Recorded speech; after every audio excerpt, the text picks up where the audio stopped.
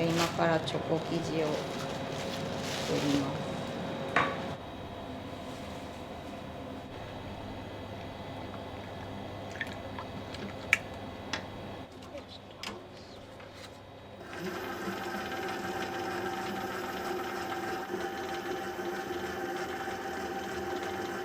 種類のチョコのペーストを入れてますね。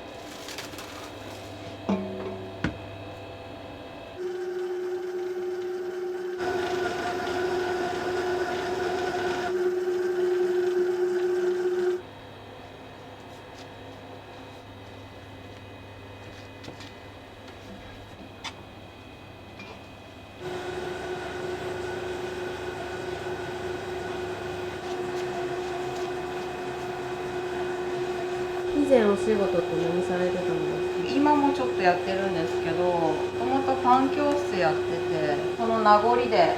オーブンとかもあるんですけど、なんか主人がお店やったらみたいな。もともとここお寺の台所で、昔は精進料理とかやってたんですけど、今もうほとんど作らんくって、お弁当頼んだりとかするようになったら、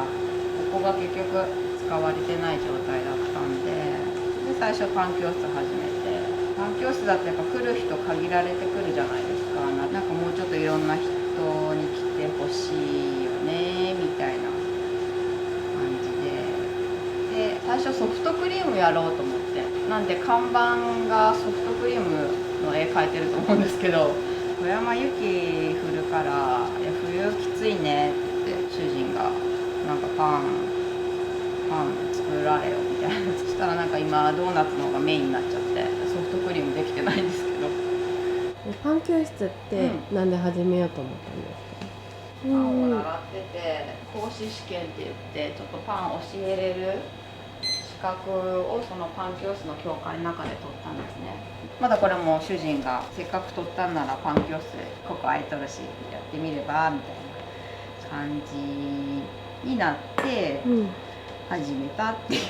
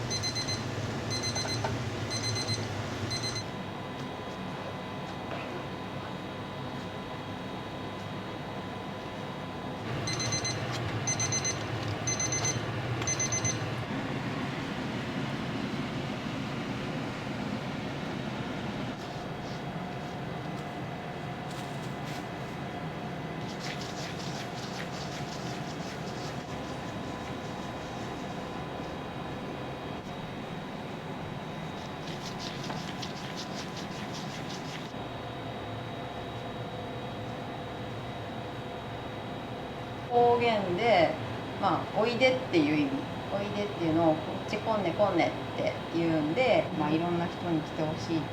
ていう意味を込めて来んねってつけたんです。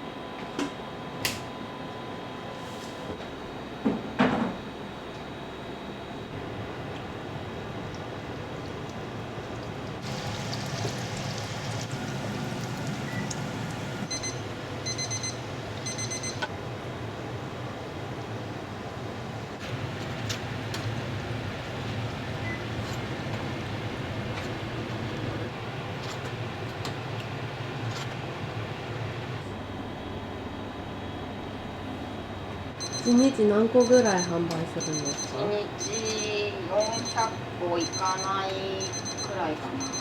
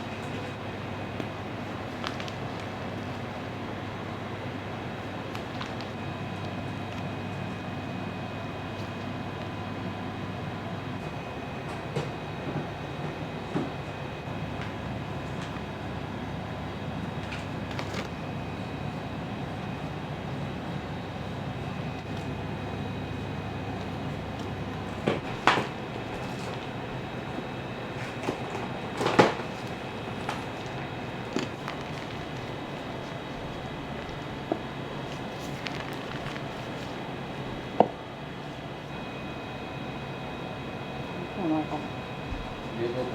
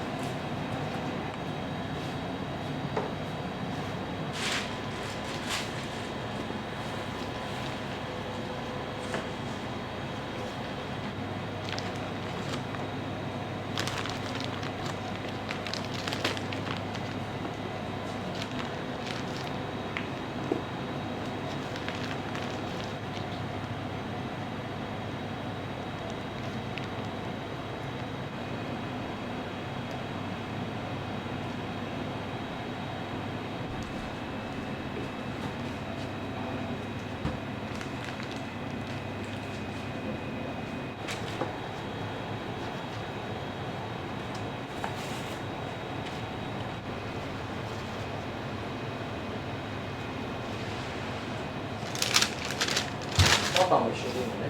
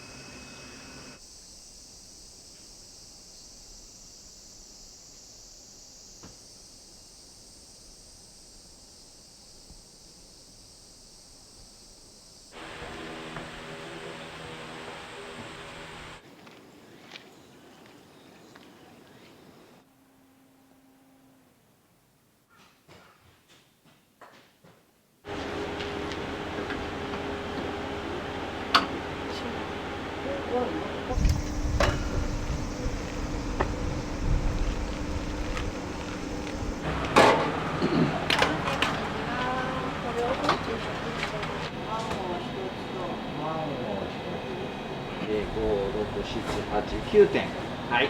がとうございます。はい、すみません。クリームに入ったものをすぐ食べない場合、冷蔵庫へ返しておきます。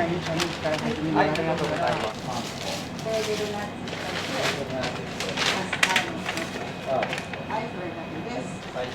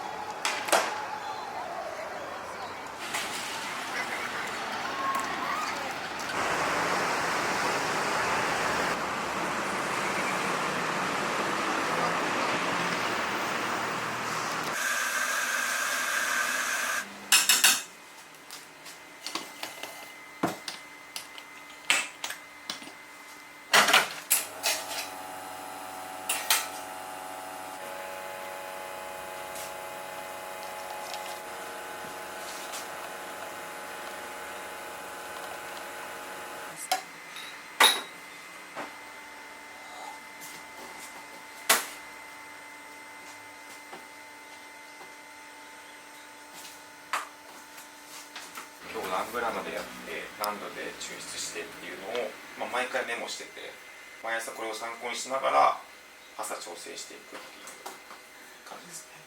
苦さが強くて、コーヒー由来の甘さがちょっと弱かったんで、ビターを減らして甘さを強く出していくっていうのを、もう一回落としてやってみる感じですね。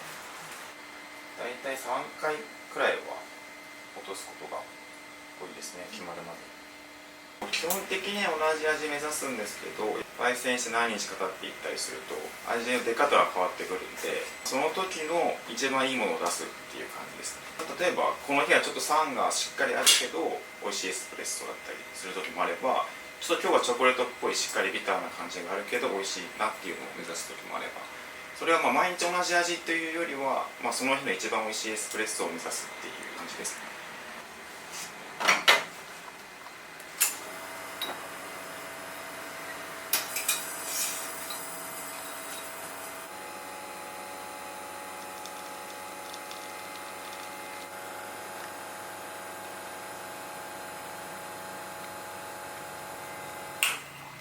で特にここコーヒースタンドですごく外気が入ってくるんで、気温、あと雨の日とかは結構変わってくるんで、その辺難しいところはあるかな。あと焙煎日から何日経ったままなのかっていう変わってくるんで、その辺をこう考えながら日々調整していってる感じですね。今日は2回目でバッチリ決まったんで、これでまあ提供していくって感じですね。まあ お昼の時間帯とかこう立て込んだ時と後にまたちょっと調整したりとかって1日2回か3回ぐらい途中で変えたりするんですけど、朝はこれでいきます。はい。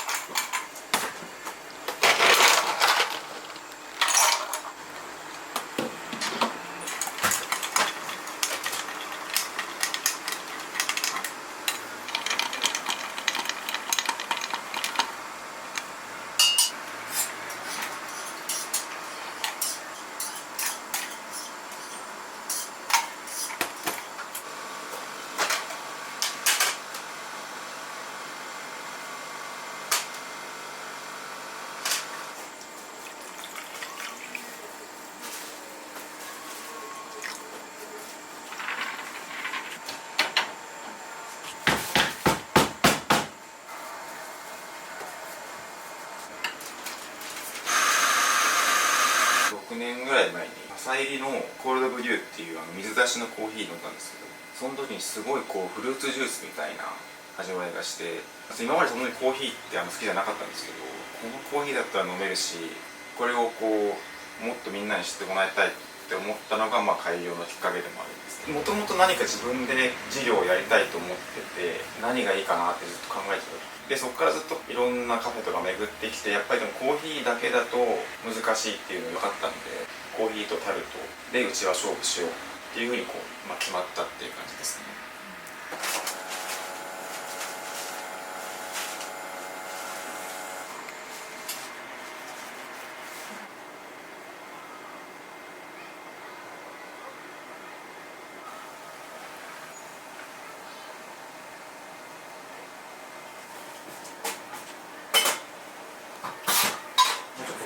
今朝日さんがトリックオーターないんですけど、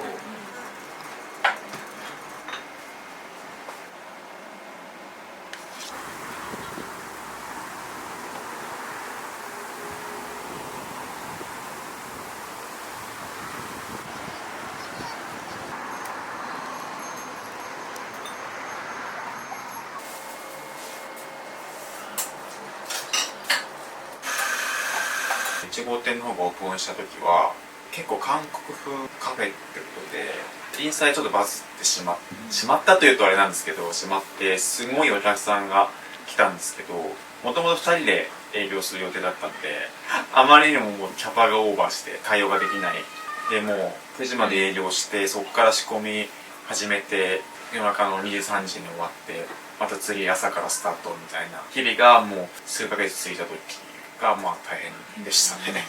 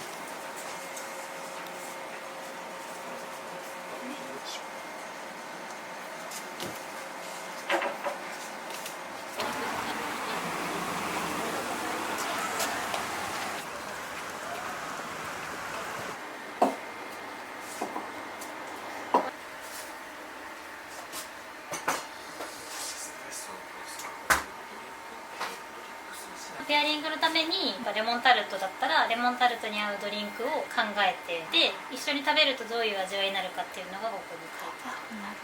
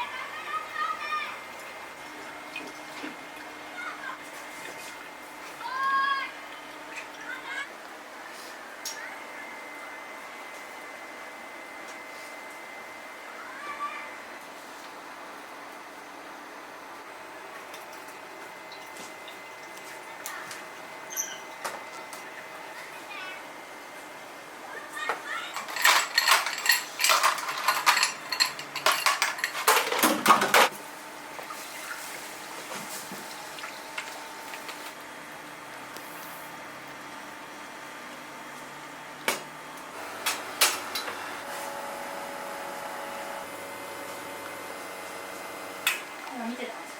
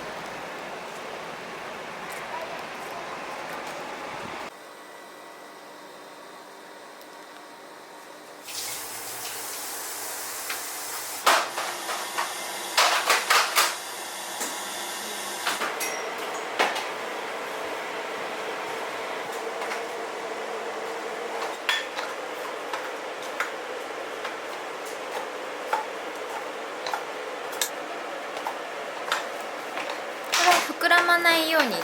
そうです。もし底上げしちゃったりとかもするので。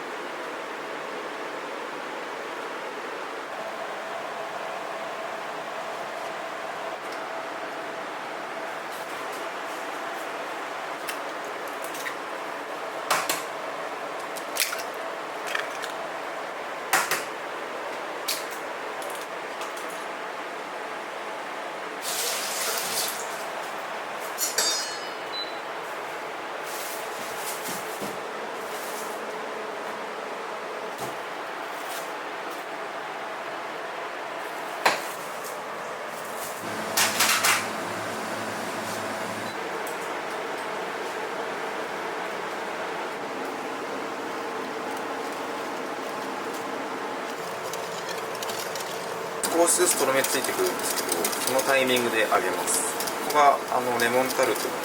一番の各店の違いが出るんじゃないかなと思うんですけど、どれくらいとろみを出すかで、やりすぎちゃうと卵がすごい固まっちゃうので、そこの加減が意外と難しいかもしれないですね。もうちょっとだけ出したいんで、もう少しだけやります。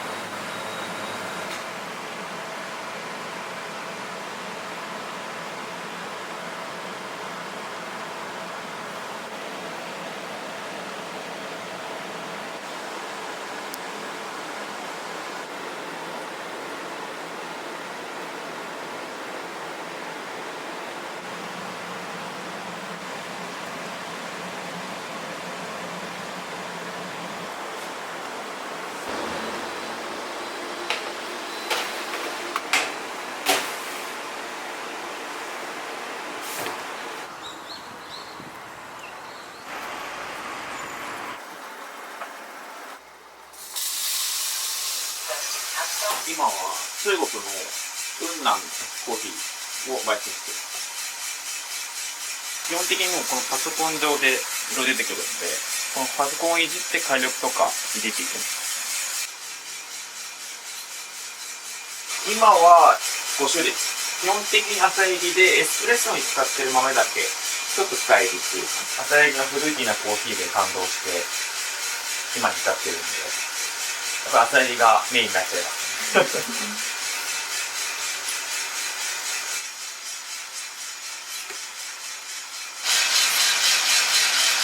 まだ始まって2分間ぐらいなんですけど、まだちょっとあんまり香り出てないんですけど、フルーティーな香り出てきたりとかします。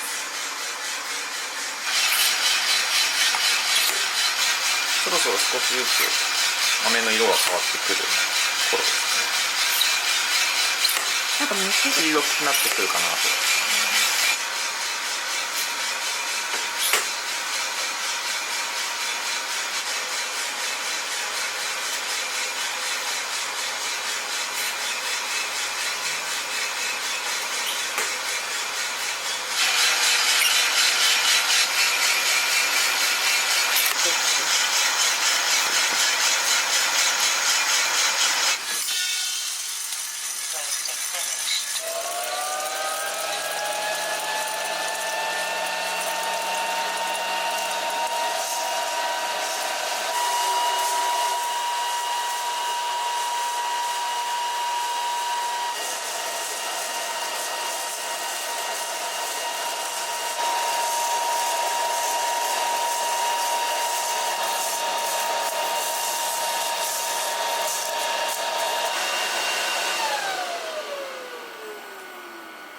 今回こういう焙煎をしましたっていうグラフが出てるんですね。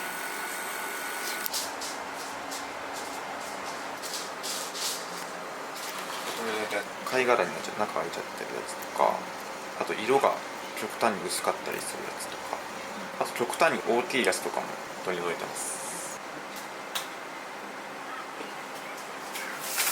こんな感じですね。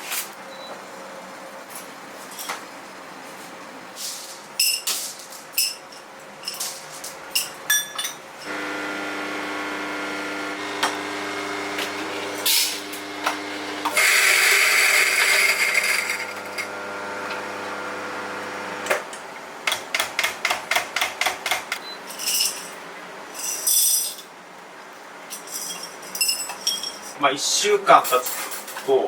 焙煎した直後と1週間後にかなり味変わってくるんで、しっかりうまく焙煎したかどうかっていうのは分かるので、それを見る感じですね。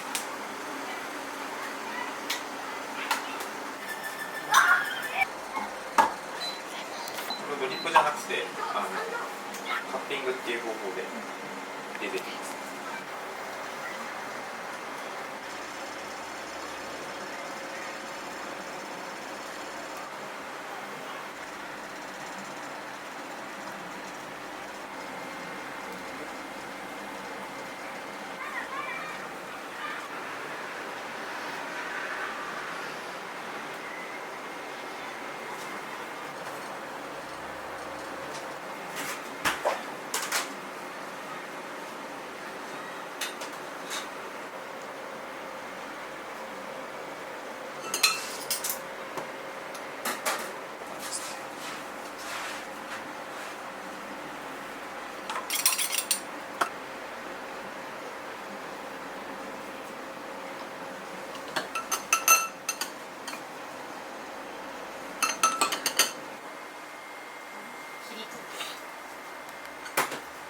焙煎したての方は味っていうのはまだ出てきてないんですけど、焙煎のネガティブな焦げちゃったとか中が生焼けになっちゃったっていうのはもうこの段階でも出るので、こう見てます。1週間前に焙煎したやつは、ちゃんと綺麗に味わい出てるかなっていうのを確認しました。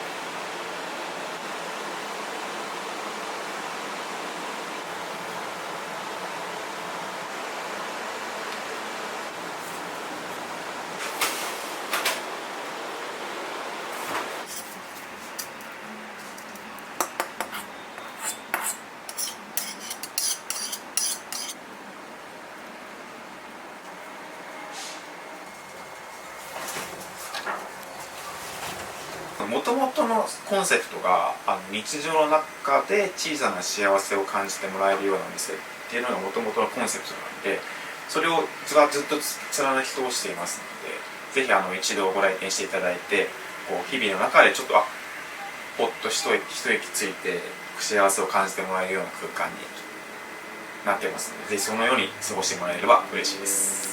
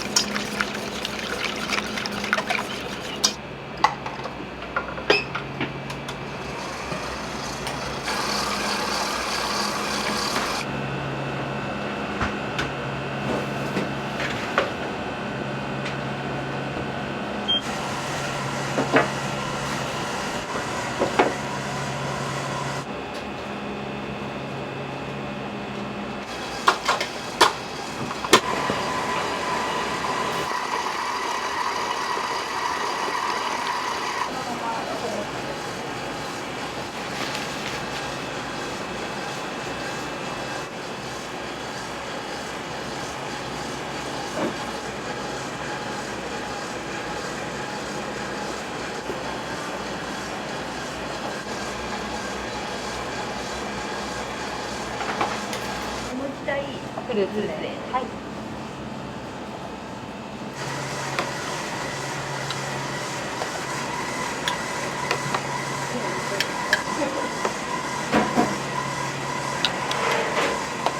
これはコーヒーゼリーですね。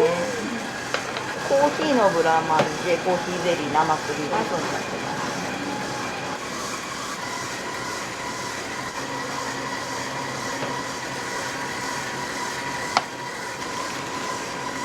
今日は何種類ぐらいケーキ作られるんですか？今日は15、6くらいかな。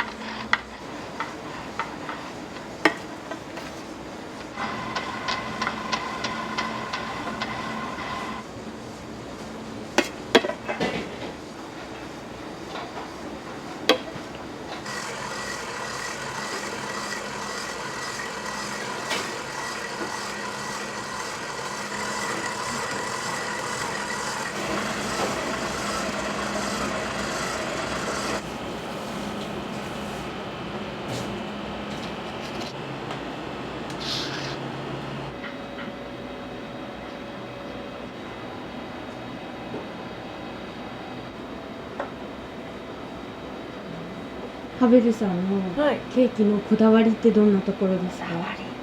しいな木をてらったことはあんましないで、当たり前のことを当たり前に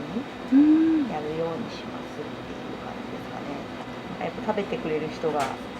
美味しいって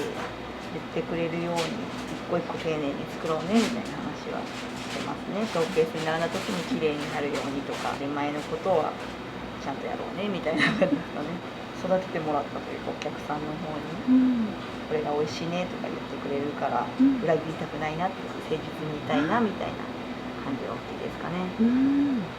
食べ物だからやっぱ信頼関係というか、口に入るものを作ってるんだよっていうところは大事にしようかなみたいな感じですかね。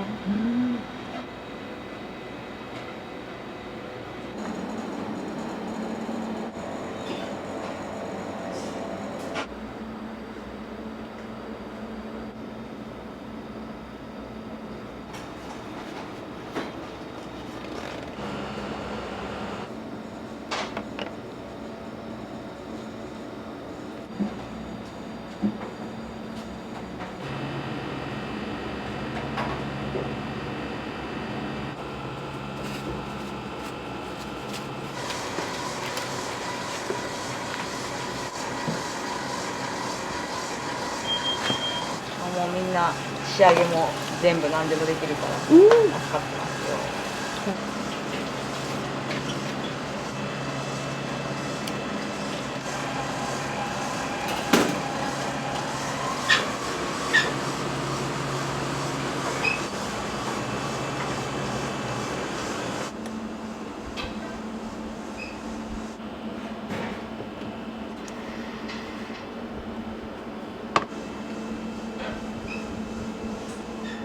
あんまり気取りすぎてる名前は嫌だなみたいな感じで、姉が一緒にやってるんですけど、私からすると1個息子が3歳くらいの時に「食べる」が言えなくて、なんか「ケーキ食べる?」食べるかわいいと思ってじゃあそこからそうね、幼児語みたいな感じで可愛いかなっていう感じで。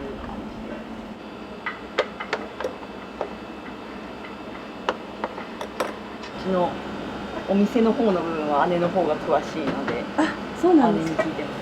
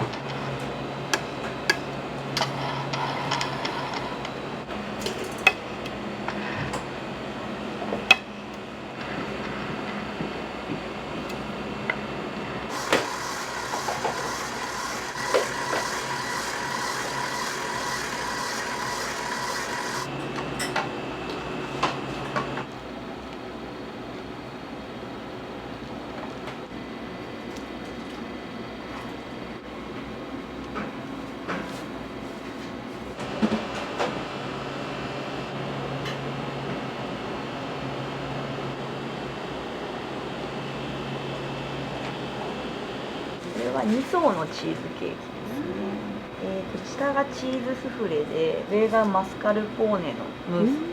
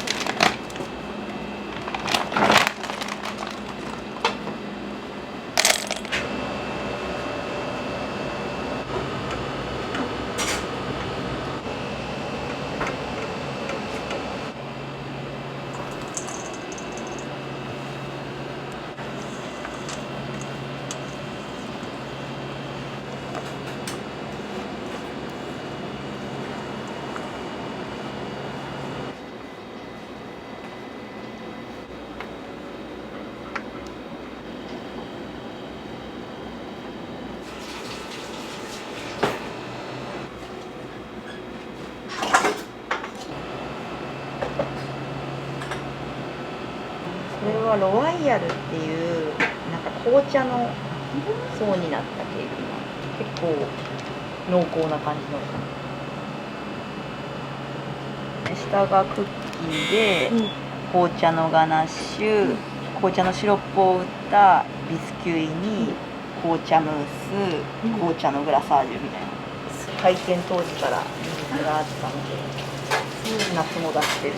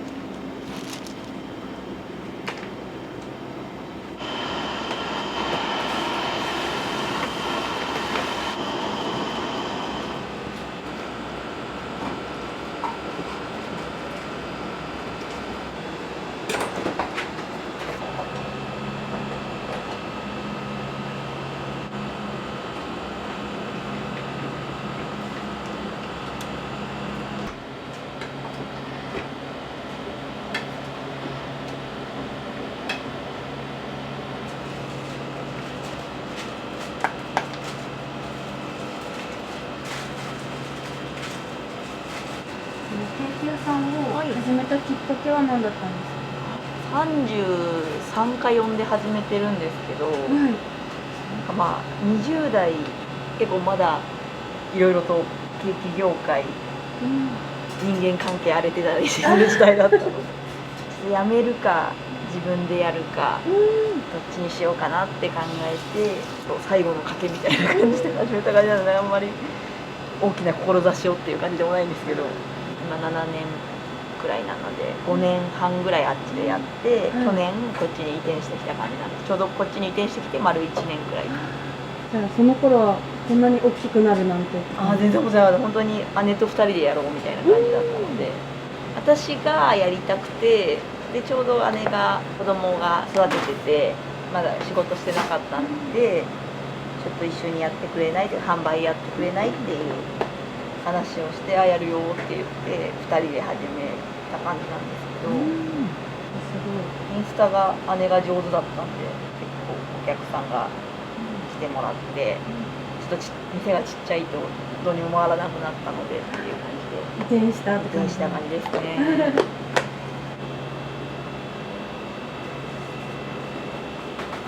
じゃあ昔からお菓子作りとかは好きでやってた感じだったの？そうですね、小学校くらいから何かしらで専門学校行かれて専ると門学校行って、で個人店とか結婚式場とかやって10年ぐらいうん34店舗行って今みたいな今感じ。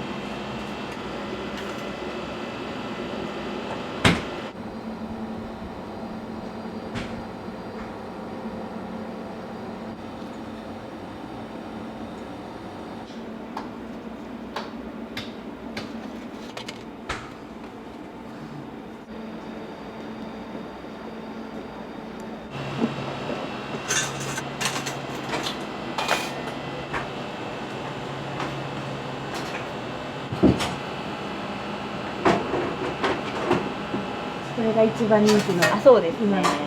の一番人気。見た目のインパクトがいいですね。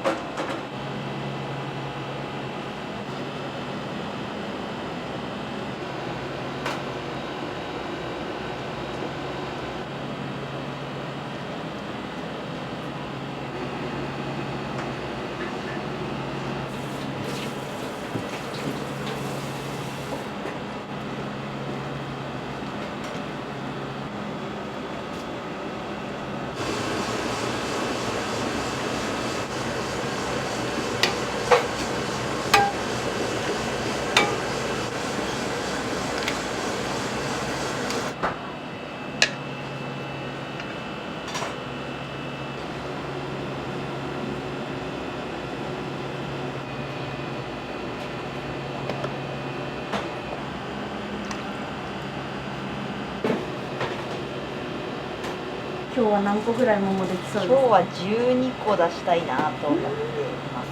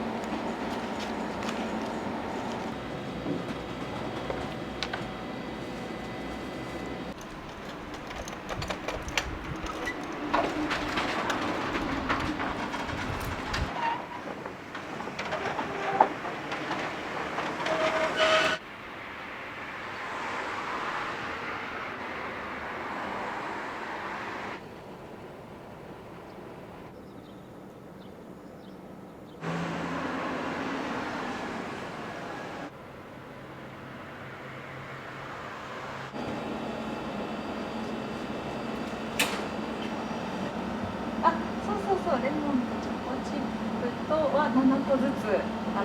分今日ねカットしてるのか。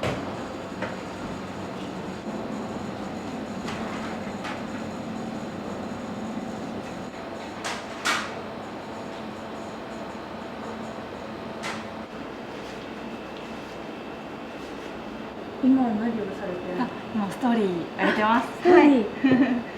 朝来たらまず12時オープンですっていうストーリーをあげます。こうやって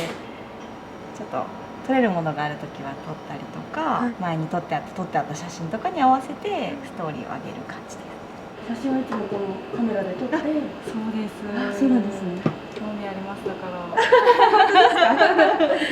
流します。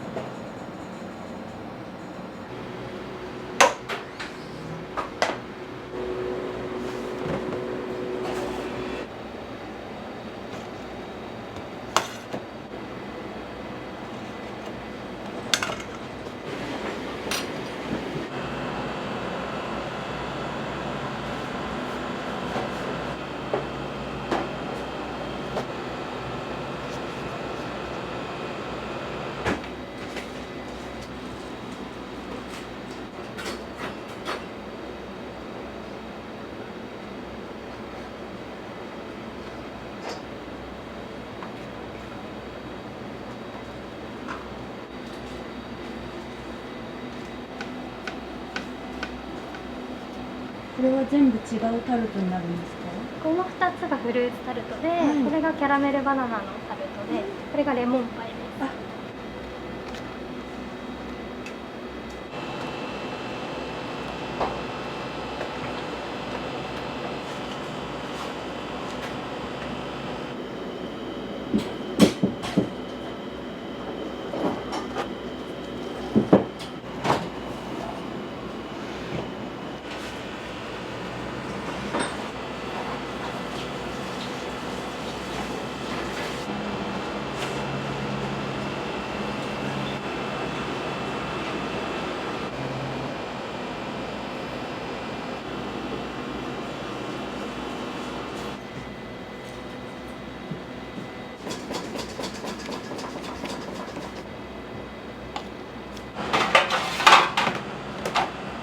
バナナをキャラメリゼしてキャラメルバナナタルトに使うようなやつですけ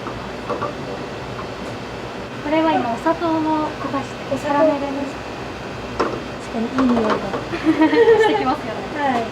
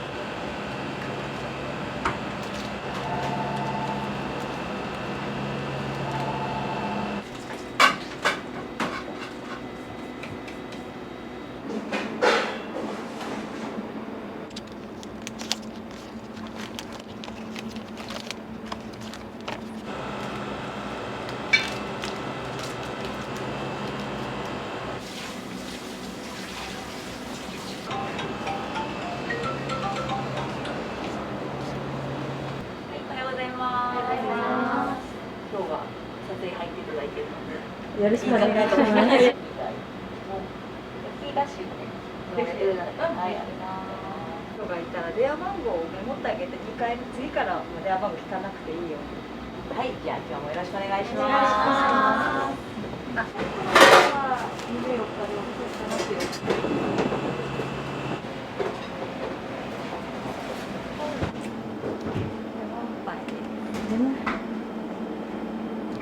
美味しいおすすめです。これはずっとある商品なんですか？これはね、夏限定なんですよ。もうすぐ終わっちゃう。そうなんですね。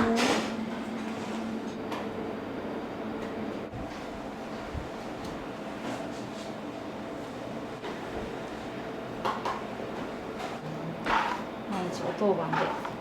お当番なんですね。スタッフがお当番表を作ってくれたんですけど、それがすごい可愛いので後で見てください。これがで次終わったらミカさんか。こんな感じ。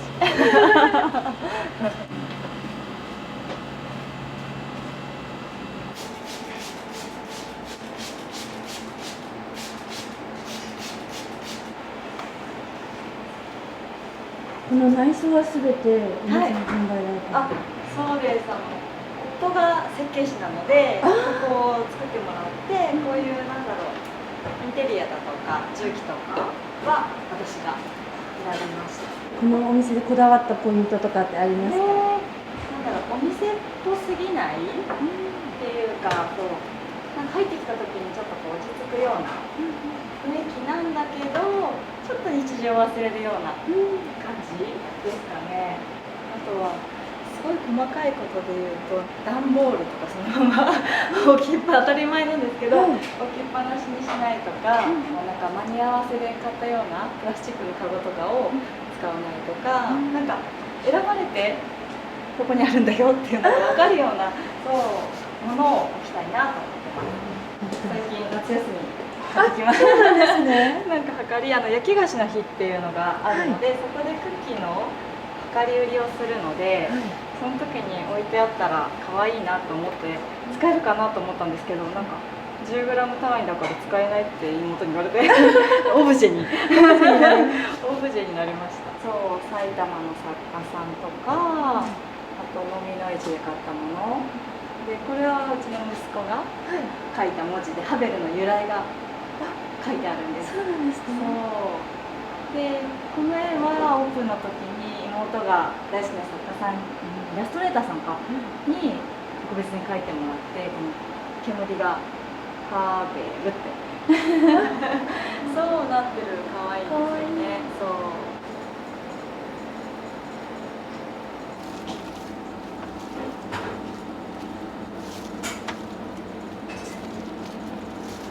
ケーキの写真をあげちゃったので、ちょっと爽やかです。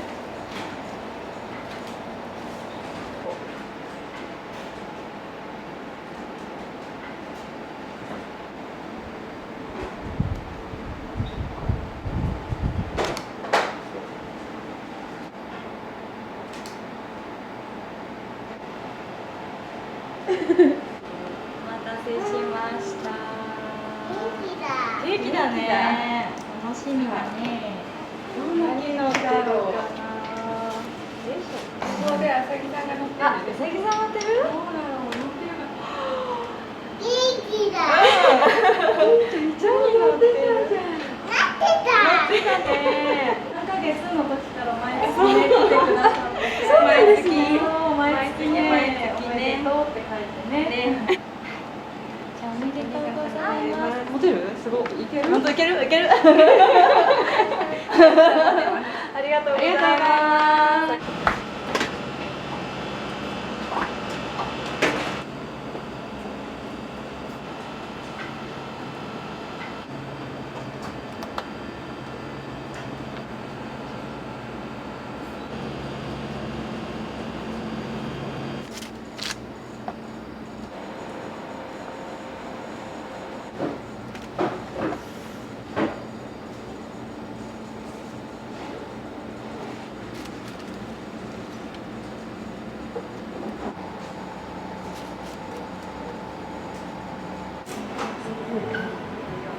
移転する前は歩いて1分ぐらいのところにだったんですよ。ですんでもう本当に長いですね。どんなところがお好きですか？ですね、クオリティがすごいですよね。で、長くこうやってるとちょいちょいマイナーチェンジしてるのが分かるんですよ。あ、この部分はここ改良されてるな改良されてるなっていうのはそういうのが分かって、あと季節が感じられるところが好きですね。季節限定のがすごい大好きで、それを楽しみにしてきてるんですけども、ハベルさんのケーキを誕生日ケーキをお願いして、毎回梅と私でお祝いして、あとおしちゃんの誕生日でオーダーケーキをしてって、ハベルさんのおかげでそういうイベントが成立してるみたいなところがあって、ハベルさん大好きです。ありがとうございます。はい、こちらこそです。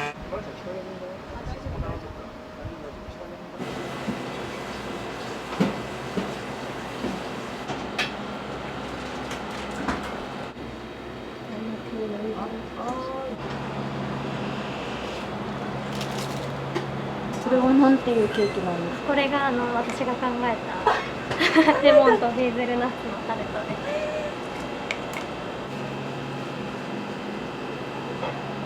これは今何のクリームを絞ってるんですか？これもヘーゼルナッツのプラリネを混ぜた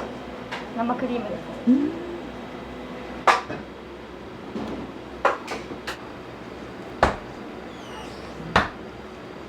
このケーキを思いついたきっかけって何だったんですか？はやっぱ夏のケーキだったので、レモンとかさっぱり系がいいかなと思って、レモンにナッツがすごい私は組み合わせ的に合うと思ってて、香ばしさがすごい合うかなと思ったのでヘーゼルナッツを選びました。そうだったんですね。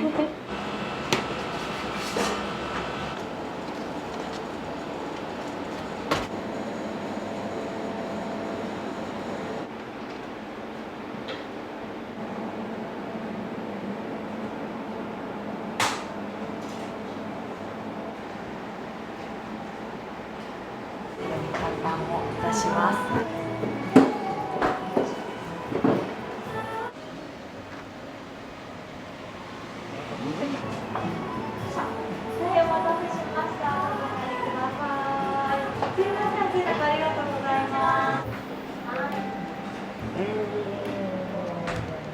お願いします。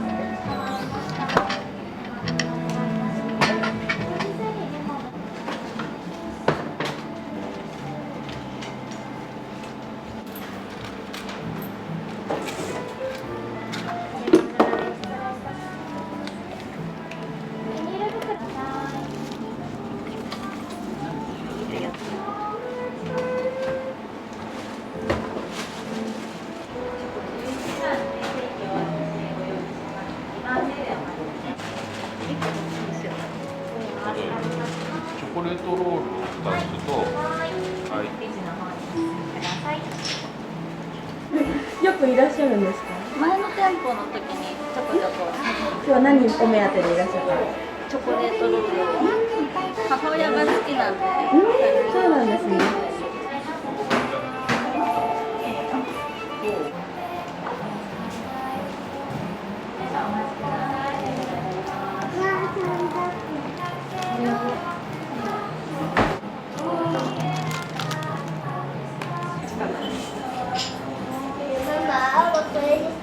あ、いいじゃん、美味しそう。買ってもらって。すごい可愛い。何ヶ月ですか？今1ヶ月です。可愛い。お知り合いなんですか？あ、元職場が一緒で。そうなんですね。はい。ちょっと照れる。懐かしい。可愛い。あ、そうです。一応4月から復帰します。あ、そうなんですね。はい。じゃあ2層のチーズケーキ1つで。1つで以上です。いっちゃんは何選んだの？はい。これ。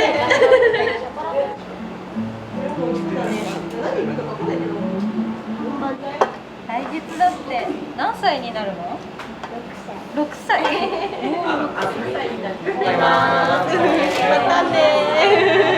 今度遊ぼうね。ありがとう。